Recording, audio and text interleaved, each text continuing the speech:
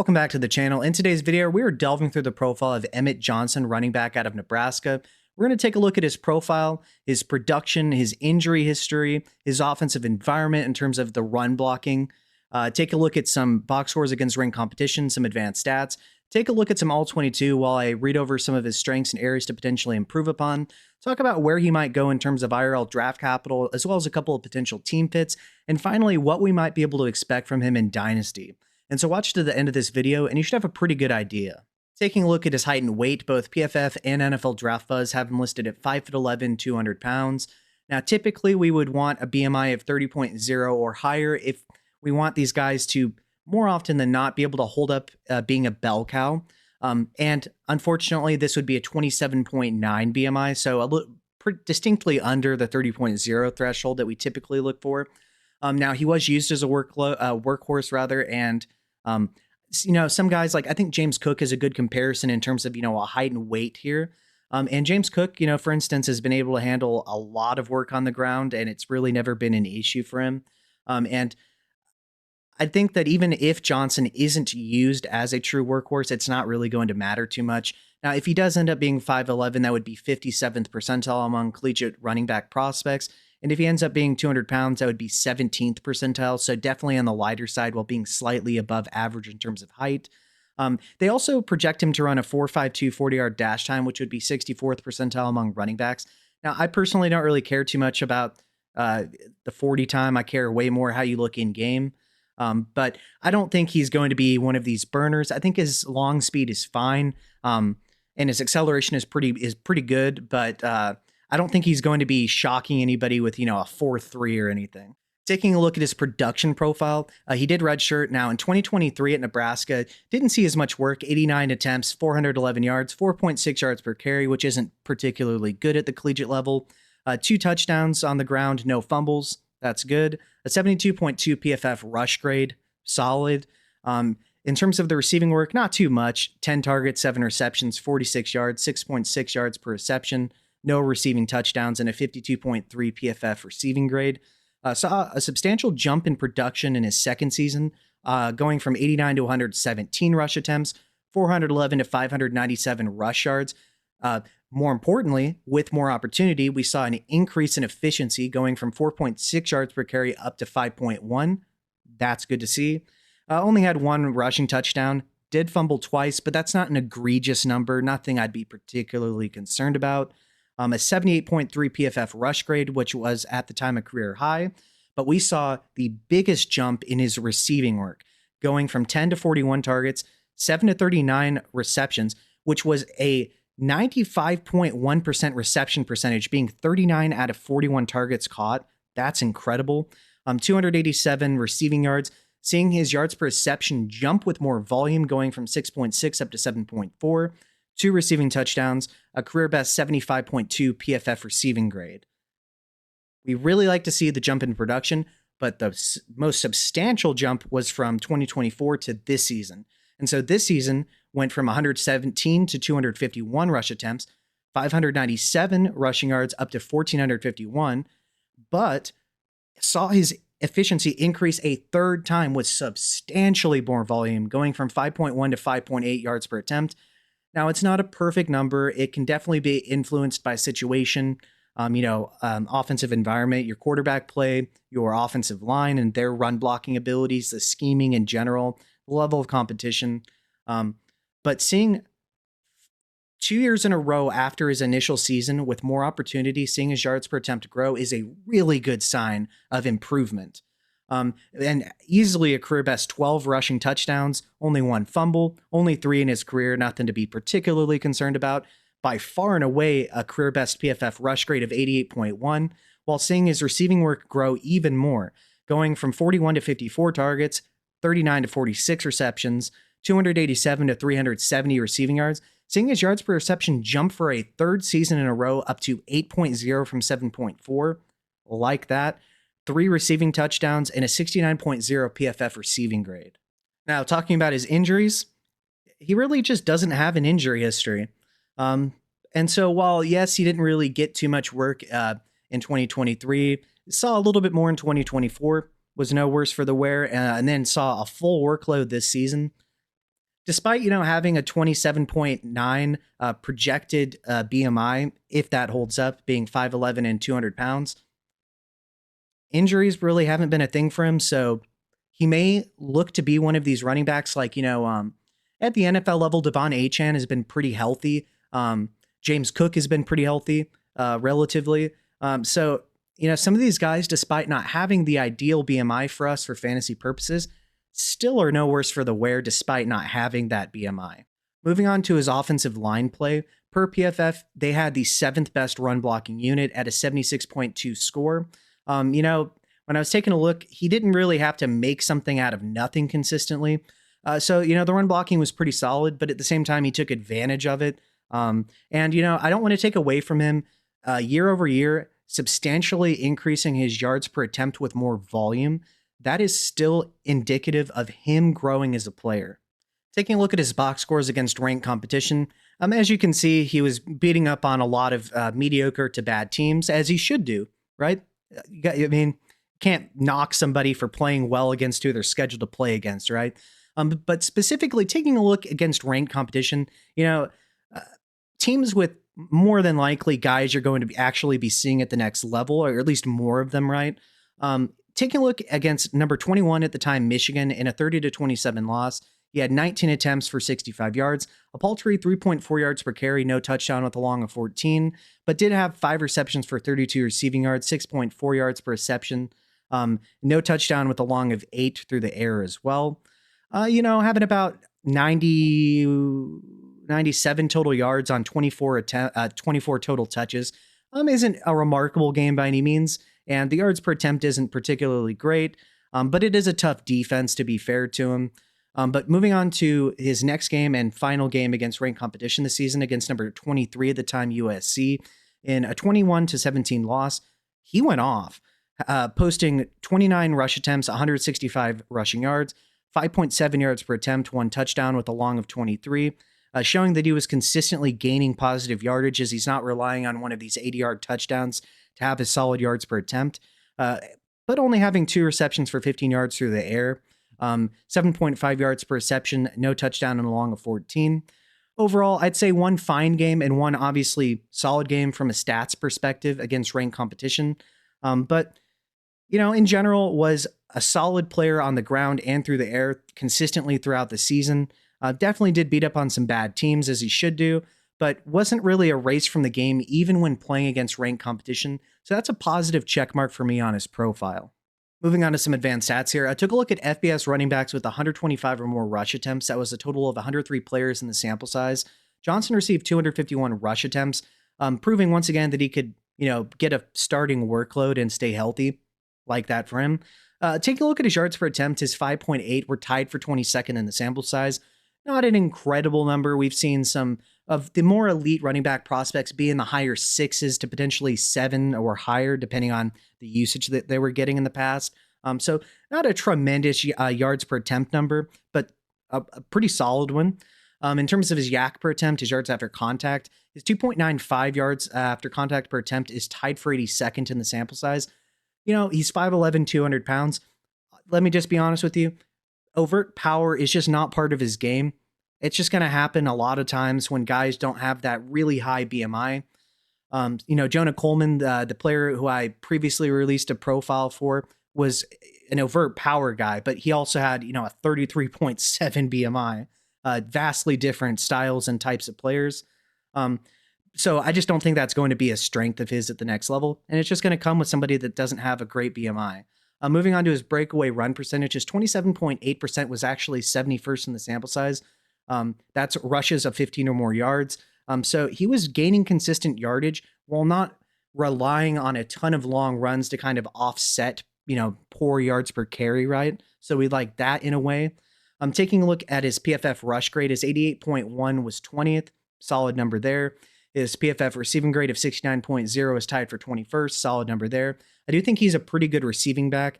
Taking a look at his yards per out run, his 1.27 were 18th. Taking a look at his elusiveness rating, his 85.5 was 36th. He's pretty elusive. We'll take a look at his missed tackles forced as well. Taking a look at his missed tackles forced, he had 66 on the season. That was tied for 6th. But more importantly, he had 0.27 per attempt. That's 30th in the sample size. He is adept at making people miss in a phone booth. Definitely one of his strengths is his jump cutting ability, his vision, and especially his creativity as a rusher. Taking a look at his production in terms of rushing yards and rush yards per game, he had 1451 on the season at 120.9 per game. Elite mark there. Well, not elite, but a very, very good number. Obviously, we have Ashton Genties and players like that get to the 2,000 mark. But still a really, really good number. 370 receiving yards, pretty elite, if I'm going to be honest with you. Yeah, we had Scattaboo, who had 600 or so last year, but getting 370 receiving yards in a collegiate season is a really good number, and 30.8 per game is well above average for these running backs coming out of college usually. And 15 total touchdowns on the season, 12 rushing and 3 receiving. And I want to give a special shout out to my Patreon members. Thank you to Big Hunt, SP, Mage Jack, Infamy MTG, AOYOB, The Dawn, and Any Buckeye. Thank you guys. I'm doing this full time now, and without your support, this would not be possible.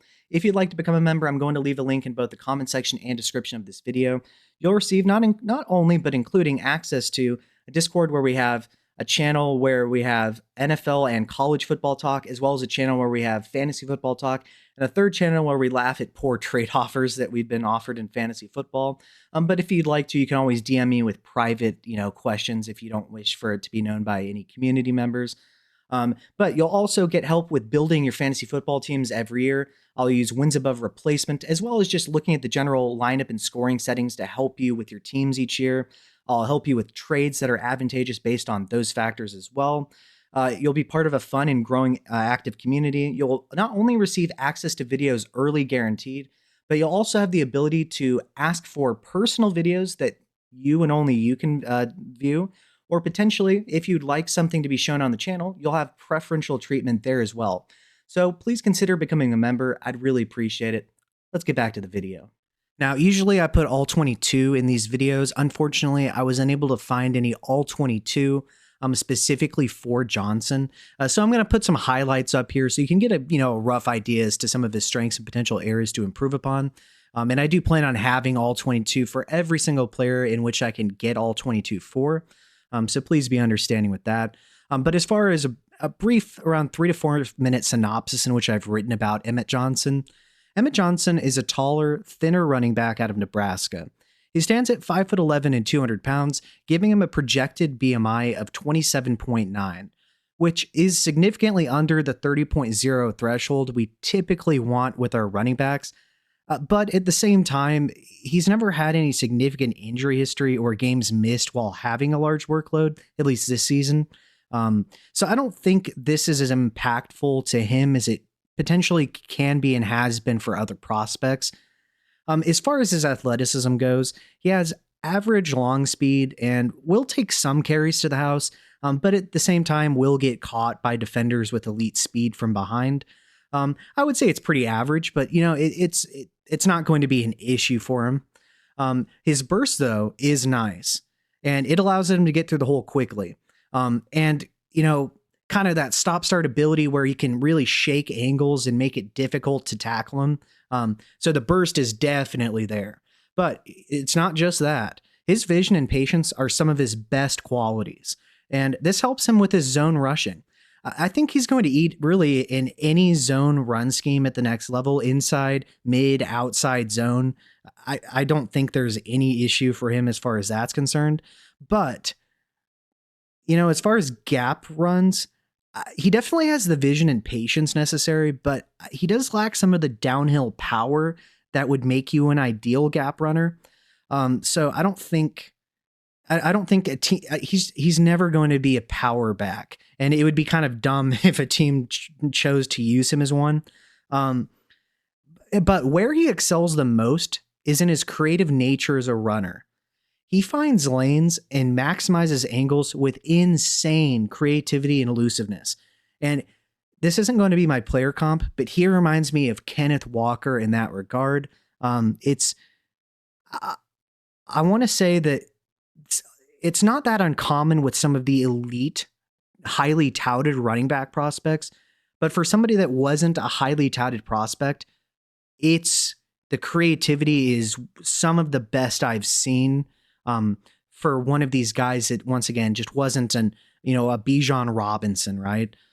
Um, but he also possesses a nasty jump cut, and unfortunately, this at times is can be a detriment. He likes to bounce runs to the outside a little bit too often for my taste. But at the same time, it's not at such a rate that I would be particularly alarmed. But I think with good coaching at the next level, that'll get fixed. Once again, they're not going to have to take him from bouncing the rock to the outside every single rush attempt to only doing it when necessary. He does it a little bit more than I would personally like, but nothing that I would be, once again, remarkably concerned about. His work in the receiving game is also quite nice, as he's incredible in the screen game and is a great outlet. As he immediately turns into a runner after the catch, it's nice. With some of these prospects, you just don't see that, but with him, immediate runner. And I think he has a ton of room for growth in the receiving game from where he already is due to his soft hands, lateral agility, and stop-start ability. But as far as pass pro, he's honestly pretty lacking, which really shouldn't surprise you given he's projected to have a 27.9 BMI. Now, it's not for a lack of effort. He is willing, but he just lacks a lot of the anchor you would want to stonewall linebackers, for instance. Efforts there, but just not a big dude from a BMI perspective. Probably not going to be your guy you ask to protect your quarterback. He's going to be a guy you want to run routes for your quarterback. Overall, I think he's a great addition to a team running a zone scheme. Once again, I don't really care what type of zone you're running. I think he can do it pretty easily. And he can handle a large workload despite his size, if this year is any indication of his ability to stay healthy. And he will be an asset as an above average running back in terms of his receiving ability at the next level as well. Now, moving on to his projected draft capital, per NFL Draft Buzz, he's supposed to be a 3rd round pick. With a lot of these receivers, I wasn't quite sure, where the NFL is going to look to potentially draft them. Now, I would be pretty surprised if he makes it to the 3rd round. I think he's a 2nd round running back. He's too talented, in my opinion, to go in the 3rd. I just don't see that happening. Once again, a brief summarization of his strengths and potential areas to try to improve upon. His vision and patience are overt strengths. This guy is so good in the zone run game, be it wide zone, inside zone, it doesn't matter. His vision and patience to allow his blocks to set up is immaculate. His contact balance is a strength of his. It's not as good, in my opinion, as somebody like Jonah Coleman, but at the same time, he's also a lot lighter. And so for somebody with a 27.9 BMI, his contact balance is pretty good. In terms of his creativity, this isn't going to be my pro comp for him. I'll get on to that in a minute. But he reminded me a lot of Kenneth Walker in terms of the rush creativity, finding lanes out of nowhere, getting himself skinny, exploding, the really nice jump cuts. It really reminded me a lot of Kenneth Walker as a rusher. And his agility and elusiveness, kind of talked about that already, but just making miss in a phone booth, a nasty jump cut. He can do that a little bit too much at times.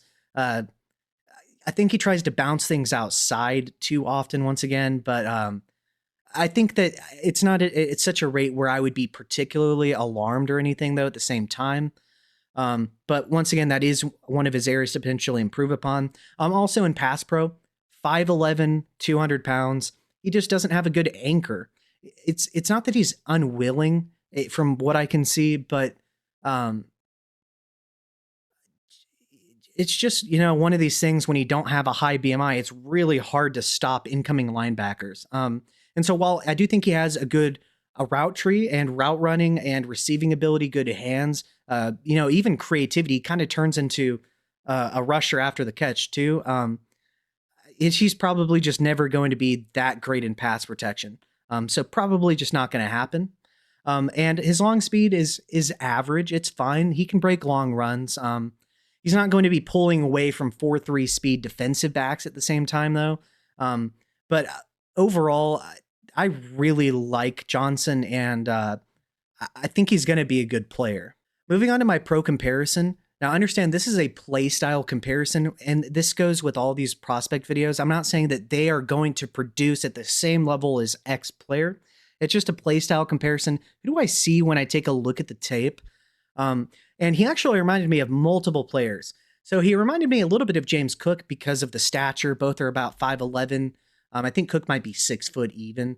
But on the wider side, good receiving backs, pretty elusive. But he reminded me of Kenneth Walker specifically in how he runs.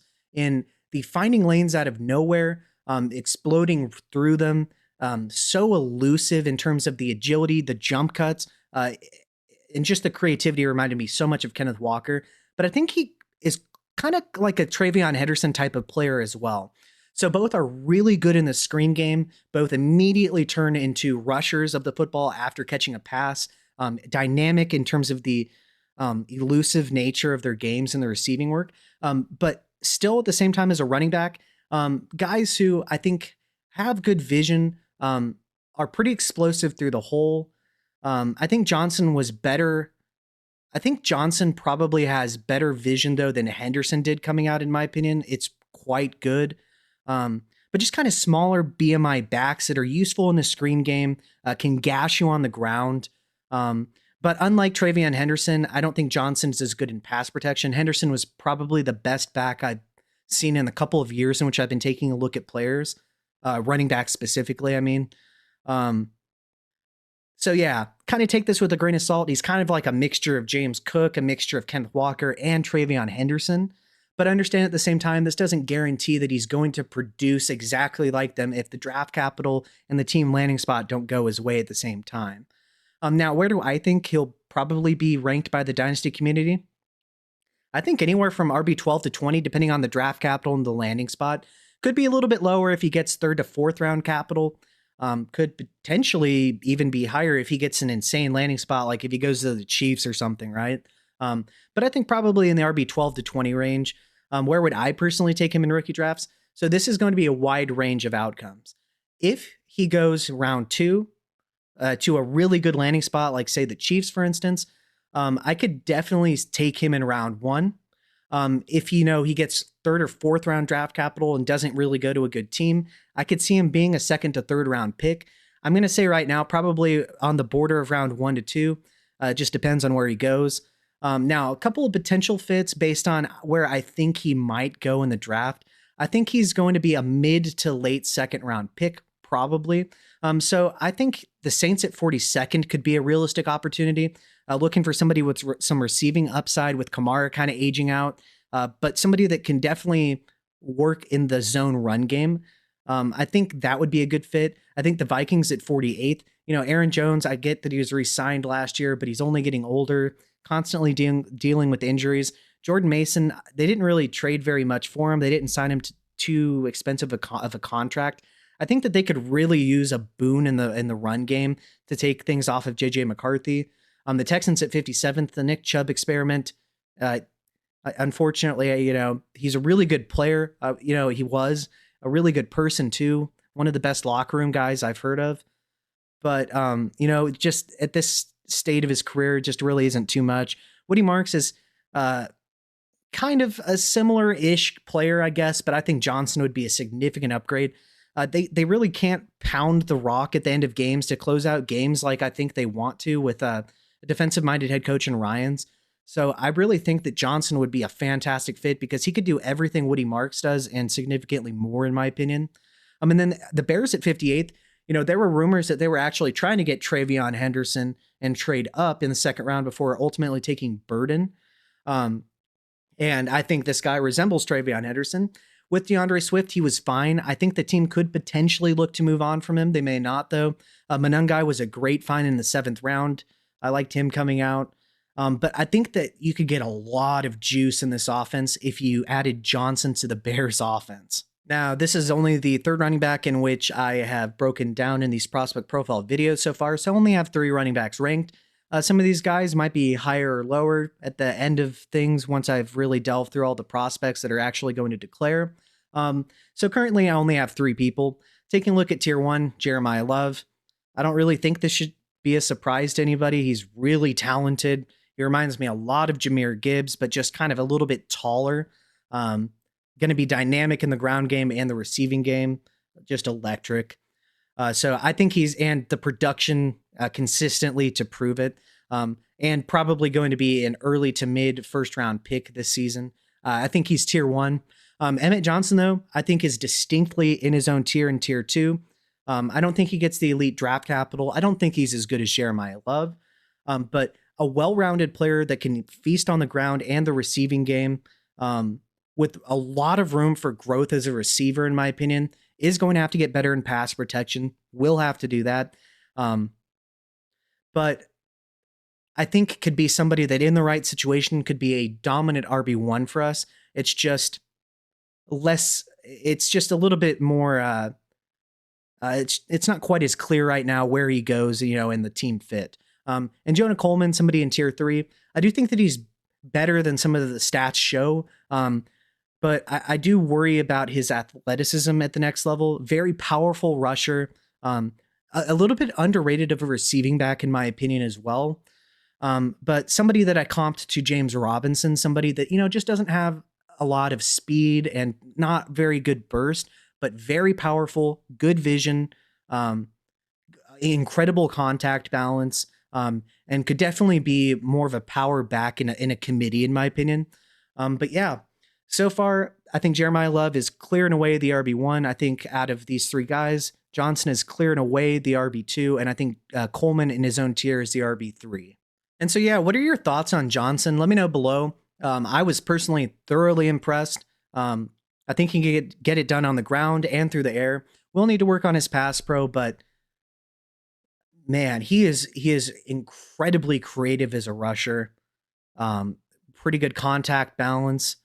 I think he's going to be really good at the next level, and I really hope he gets that second round draft capital. I think this running back class probably projects to be a little weak, so I think he's more likely than not going to get that second round capital. We'll see how he tests at the combine. Once again, I don't really care as much, but NFL teams do. But yeah, I think he's going to be good. But what are your running back rankings? If you want to let me know below in the comment section, I'd like to talk about it. It's cool. And once again, if you would be so kind, I would really appreciate your support via Patreon if you like what you're seeing with these videos. Without your support, I couldn't do this full time. Thank you to my Patreon members. If you cannot or do not wish to, if you could just like the video, subscribe to the channel, comment below, I'd really appreciate it. With all this being said, thanks guys, and have a good day.